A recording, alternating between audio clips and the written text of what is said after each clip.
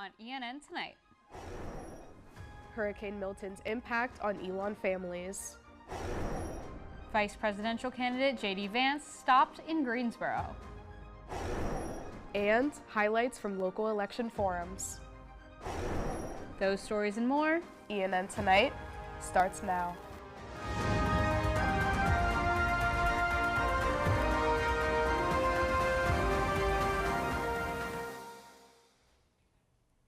Good evening, and thank you for joining us for ENN Tonight. I'm Abigail Hines. And I'm Abby Gravely.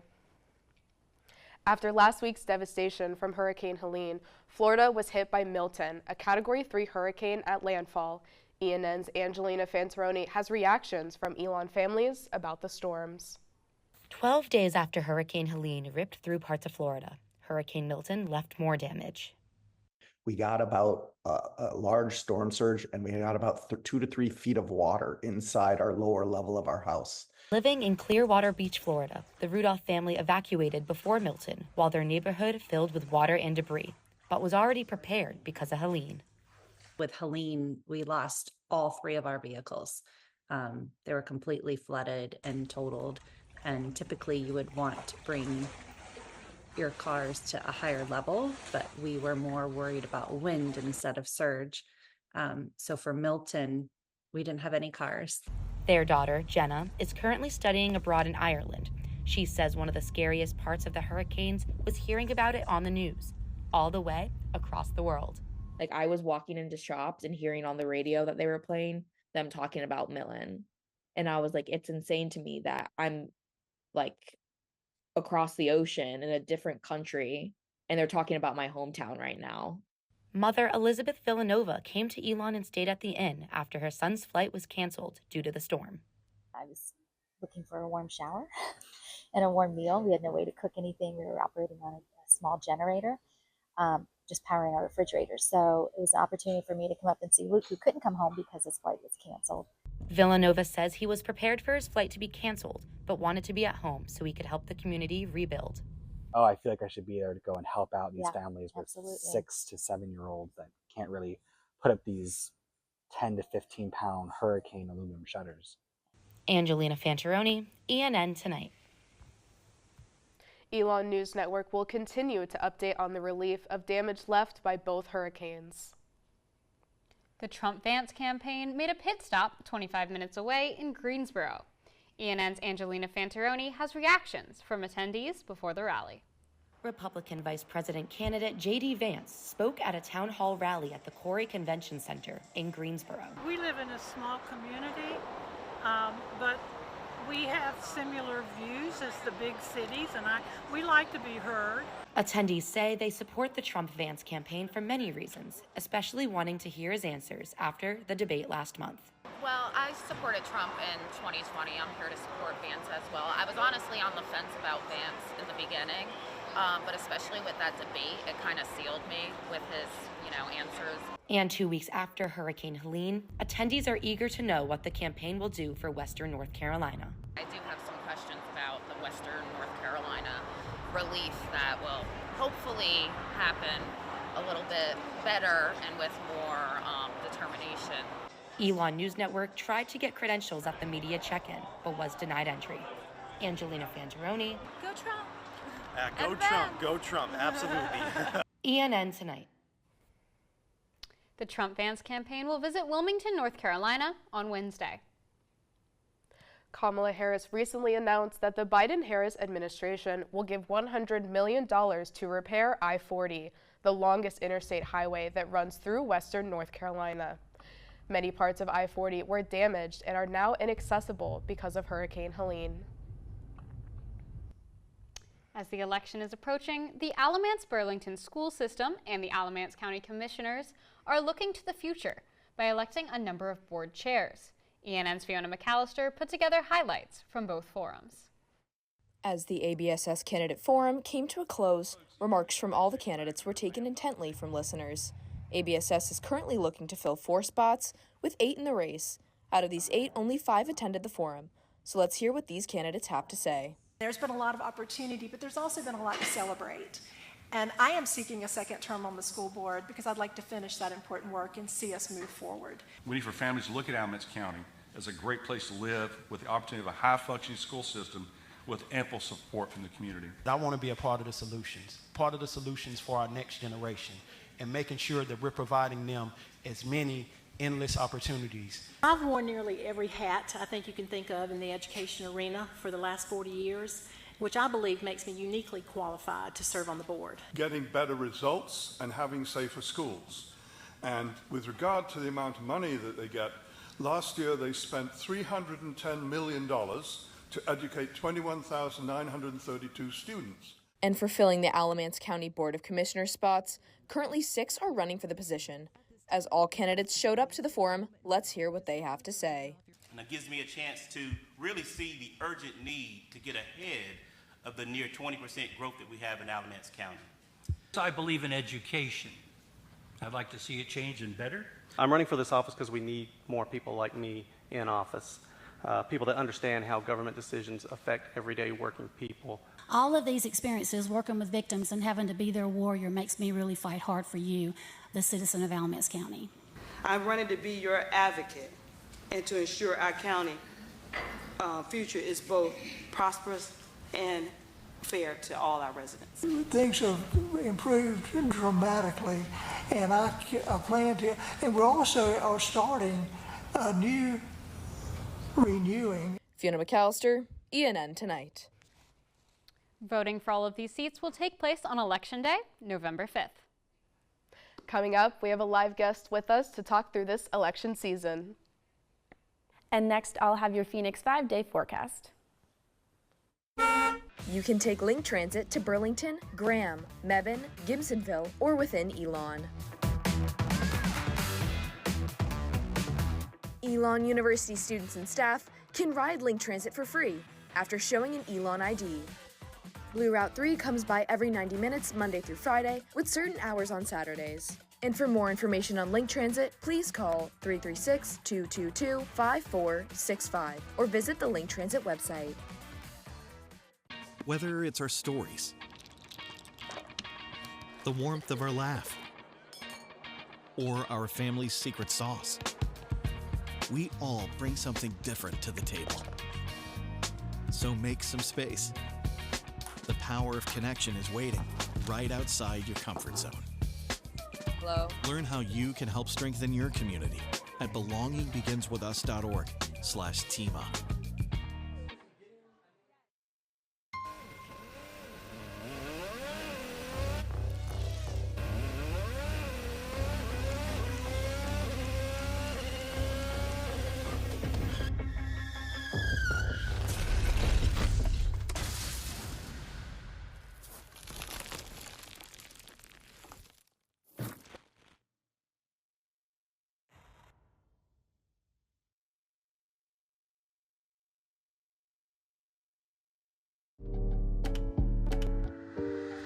There's only one thing that will save somebody's life, and that is naloxone nasal spray.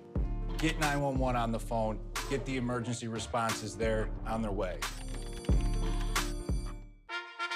Once Upon a Time is right now. Escape to the Renaissance Festival, a time-traveling adventure. Saturdays and Sundays, October 5th through November 24th. There's music, comedy, circus entertainments, jousting, nights, the living mermaids, and a feast all rolled into a non-stop outdoor family adventure. Tickets limited while supplies last. Online only at renfestinfo.com. Hate is loud, but love is the majority.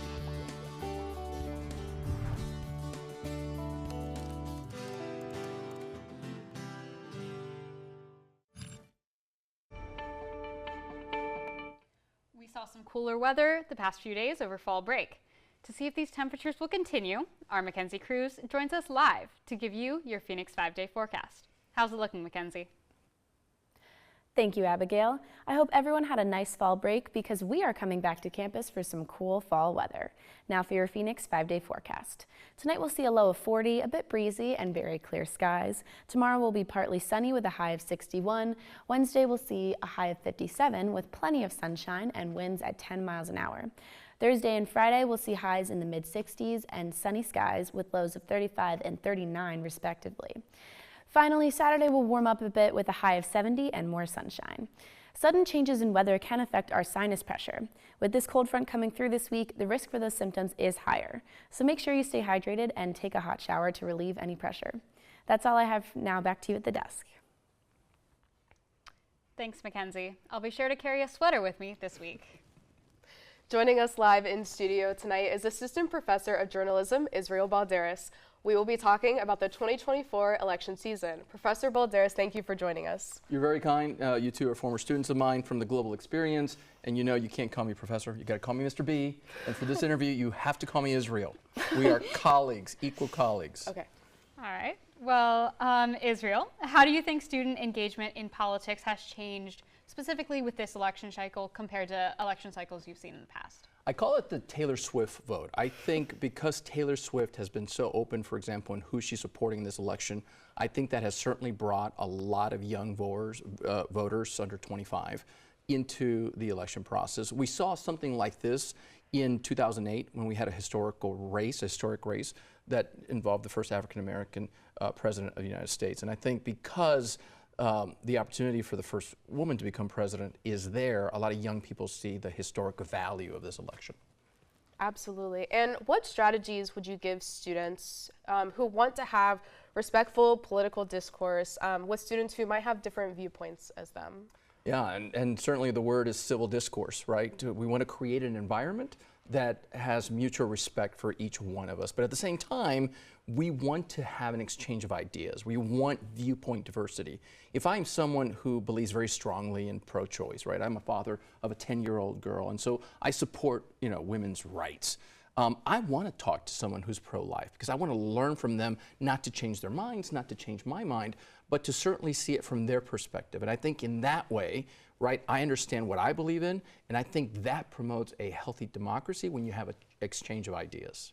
Absolutely. And kind of going off of that question, how has Elon's campus supported those peaceful discussions about the election? I'm a huge fan of what Elon has been doing in this fall election. The university has a committee, called Elections 2024 Committee, and certainly we've been planning a lot of events. I know that I've been planning an event with Professor Jill Auditory from the Poli-Sci department. We call it Alumni Voices, right? These are individuals who are in some way, shape, or form working in the political process. Next Tuesday, we're going to have a former journalism major who now is working for PolitiFact. And so we are bringing guests to come and have these discussions that sometimes it could be a bit nerve-wracking, right, because of the topic. But certainly I really appreciate that Elon is aware that we need to have more of these, what we call deliberate discussions. And there's certainly events leading up to November election. Yeah, thank you so much for joining us. That was very insightful. Oh, this is my pleasure. Of course.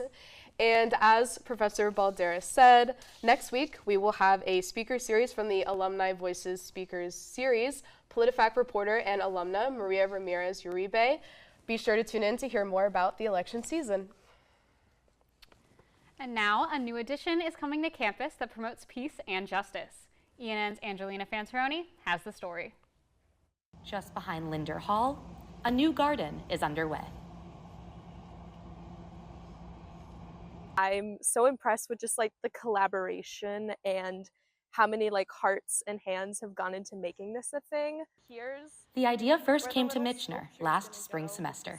We all kind of felt like students kept on talking about not having a space kind of on campus for just all the conflict in the world. Pitched by Michener and other members of Students for Peace and Social Justice, she says this will be a space that students can enjoy for many different reasons. You can sit and study or meet with a professor. You can even meditate here. Michener's advisor for SPJ hopes the same as her, that students will use the space to reflect on current issues. We hope that people will sit on those benches and think about those words. What is peace and what is justice? R. Caro says that when the idea moved up to administration, they were pleased about it. Happily, the provost and President Book said, yes, we are excited about investing in a peace garden that will reflect Elon's commitment to global citizenship and peace and justice. Olive trees, a symbol of peace, are being planted in the garden in the upcoming week. Anjolina Fantaroni, ENN Tonight. Students for Peace and Justice will join us in the studio during our election show on November 5th. Up next, join staff member of Elon News Network's Pendulum to talk through the voter guide. And coming up, local police are using a new tool in their body cam footage. I don't think that many kids in my son's school even do it. He makes fun of his friend who vapes. He would never try it. She's into soccer. She's on the honor roll. She's just not the type. No way. No way. No way. No way, my kid would never vape. Get your head out of the cloud. Today, nearly 8,000 kids will start vaping. Maybe even yours. Learn about the dangers at talkaboutvaping.org. Once Upon a Time is right now. Escape to the Renaissance Festival, a time-traveling adventure. Saturdays and Sundays, October 5th through November 24th. There's music, comedy, circus entertainments, jousting, nights, the Living Mermaids. Save with discount Renaissance Festival coupons at participating partner locations region-wide. Tickets limited while supplies last. Online only at renfestinfo.com. Even more than I wanted a gold medal, I wanted a heart of gold, like the mentors who were my balance beams refusing to let me down, and the coaches who spoke out to anything out of bounds, heroes who never stood on podiums, but stood up for me. Every shot I made, give the assist to those who since my youth were referees, ready to blow the whistle and end abuse. I rescued Toast from a shelter in 2011. I love Toast because she's a lazy diva. Toast does whatever she wants, obviously. She's sleeping right now. She's an epic snuggler. She's so comforting. She's so loving. Toast makes me laugh. When I walked into the shelter, I knew right then that she was special.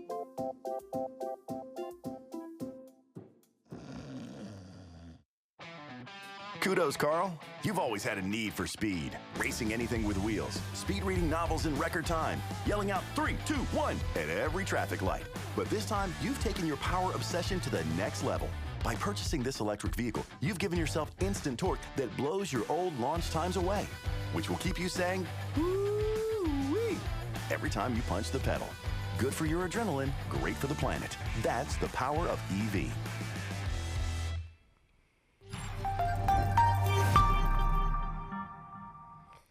Joining us live tonight is Nia Bedard, news editor at Elon News Network. She's here to talk about the recent voter guide special edition of The Pendulum. Nia, thank you so much for being here. Thank you guys for having me. So Nia, can you give us a rundown for viewers who might not know what The Pendulum is? So The Pendulum is our weekly newspaper that we publish every Wednesday. So the week prior, we compile stories to go into the paper, graphics, we design, and we put it all in our paper, and it goes to print Tuesday night, and we distribute it Wednesday morning. Awesome. So what kind of special work went into this special edition voter guide when compared to maybe an average weekly Pendulum? A lot of work definitely went into this. Myself, our politics editor, Alexis Citron, and the managing editor of the Pendulum, Avery Sloan, we met to talk about this back in June, hammering out a timeline of when we need candidate profiles done, when we need issue stories done, when we want our interviews done, and having an idea of when we want that to be compiled together back in June. So a lot of work has really gone into this. Yeah, and what kind of information can students find in the voter guide? So you can find everything from candidate profiles, from candidates who are running in local elections throughout Alamance County. You can find statewide elections for North Carolina, and then you can also find national races such as the presidential election. In addition to that, we also have a few issue-based stories such as how social media is affecting the election. We have a profile about a freshman who is working on a campaign actively right now, and how gerrymandering gerrymandering will be affecting this election. Well, awesome. Thank you so much for joining us. We really appreciate it. Thank you guys for having me. Yeah. Make sure to tune into ENN's election show on November 5th at 7 p.m. With many students studying abroad during this election season, the Global Education Center says they have prepared students to use absentee ballots. Junior Nick Bowers is studying abroad in the United Kingdom. He says that it's a mix of emotions to not be in the United States during the election, especially when people from the UK ask about how he feels towards politics. You definitely can't escape it, but it's also kind of darn, I wish I was back home and being able to see it firsthand and sort of instead of being sort of seeing it from a window almost.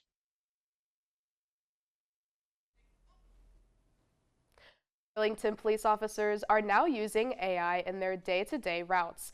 ENN's Fiona McAllister was able to find out how this tool is helping the department.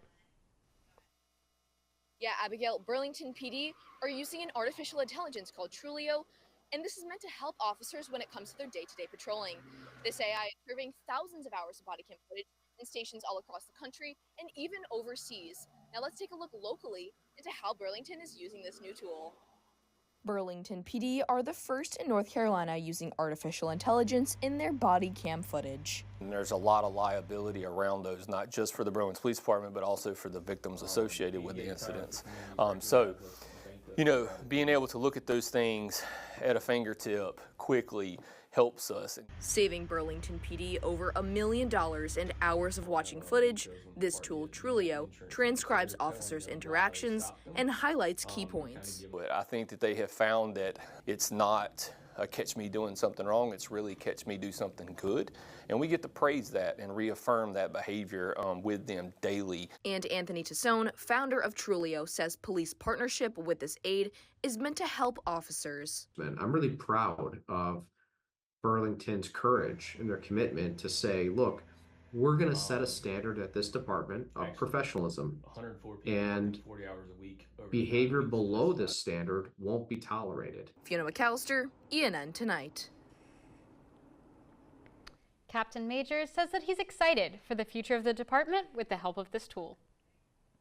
Mayor of Elon, Emily Sharp, says students should learn more about the town they live in.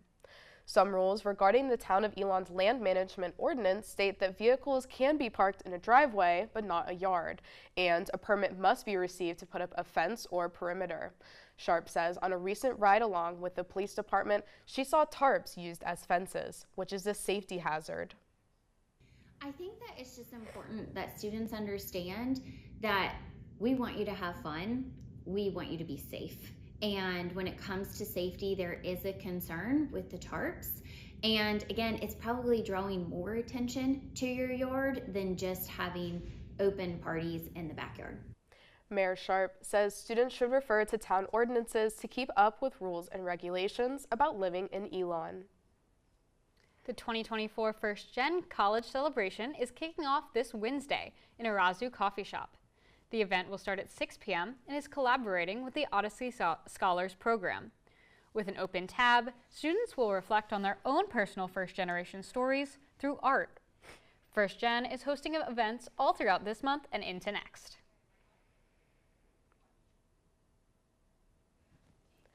Coming up, how first responders come together for a bigger issue.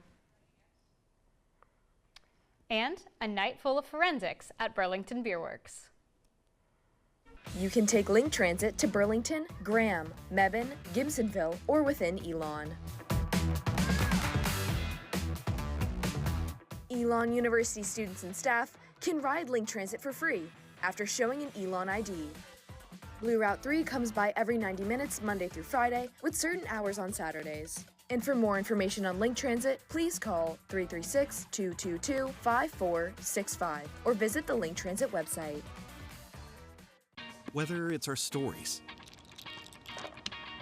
the warmth of our laugh, or our family's secret sauce, we all bring something different to the table.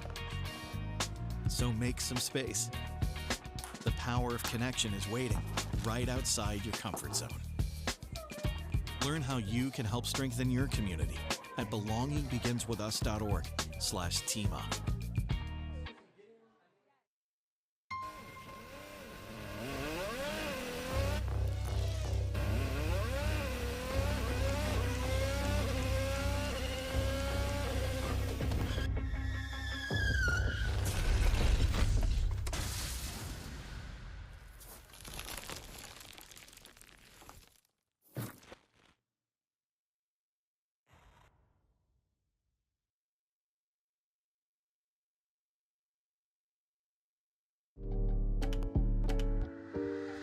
There's only one thing that will save somebody's life, and that is naloxone nasal spray. Get 911 on the phone, get the emergency responses there on their way. Once Upon a Time is right now. Escape to the Renaissance Festival, a time-traveling adventure.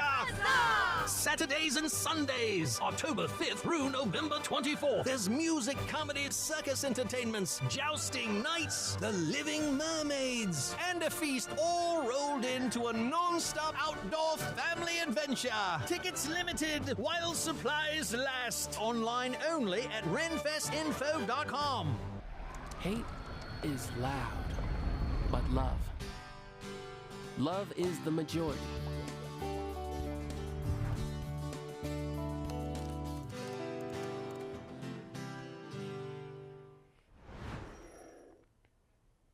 One car show in Mebane had a deeper meaning than hot rods and smashing cars. ENN's Nia Bedard has more on the story. Once Carl Walker retired from the Greensboro Police Department, he knew he had to find a way to occupy his time and adapt to change. After a spinal cord injury, I knew I had to find some way to get myself out of the house and be more productive, and I built this to be able to carry my chair in and be able to get me out and get me more freedom. Walker showed off his car at the Team Alpha Critical Incident Diffusion Unit's first annual car show in Mebane. We're a team of mental health professionals set to respond directly to the scene to help support the first responders' mental health needs. Starlin says that this event and other Team Alpha events are a way to spread awareness about first responders' mental health. Mental health as a whole is a white elephant at a party. Nobody wants to dance with them because they don't understand them. According to Starlin, the rate of suicidal ideation among first responders has increased from 37% to 60% over the past 8 years, with one of Team Alpha's goals being to decrease that number by educating the community. That's what this is all about, to make our first responders understand that it's okay to not be okay, and to reach out and be there for them when they do. You know, they teach us to do a job, but they don't teach us how not to do the job. You've seen a lot of trauma and go through it yourself, and at some point you got to deal with that. This bypasses that because the clinician is right there on scene with the responder, so they already know what they've gone through. Nia Bedard, ENN Tonight. Team Alpha will be having their monthly coffee social on October 17th for first responders and active and retired military personnel. In downtown Burlington, science enthusiasts meet monthly for presentations, with this month focusing on forensic science. Our Evan Cooper has a look into the meeting. Cells worked of DNA in producing. On the second floor of Burlington Beer Works, locals came to learn more about forensic science at the Tectonic Plates Science Cafe. So I want to look for a murder weapon. Dun, dun, dun, exhibit B. This month's presenter was Wendell Ivory, a forensic biologist from the NC State Crime Lab. Ivory hoped to show what happens at the crime lab with his presentation and audience participation. So it's really to open the door, move back that curtain to kind of give them a glimpse of what we do on a real level. Tectonic Plates hosts free monthly presentations, aiming to give understandable and engaging science lessons to the Burlington area. Each month brings a different topic. The other ones have been on frogs, on hang gliding, it's just all different topics. Locals say Tectonic Plates is a great way to bring the community together, with people from all backgrounds coming for the presentation. There's youngsters here, there's older folks, there's folks that have a lot of good background to ask good questions and again get an understanding of some real interesting subjects. Tectonic Plates meets the second Tuesday of each month from 7 to 8 p.m. Evan Cooper, ENN Tonight. Well, that's all the news we have for you this evening. Thank you so much for joining us. Head over to our website, elonnewsnetwork.com, for stories, sports, and more.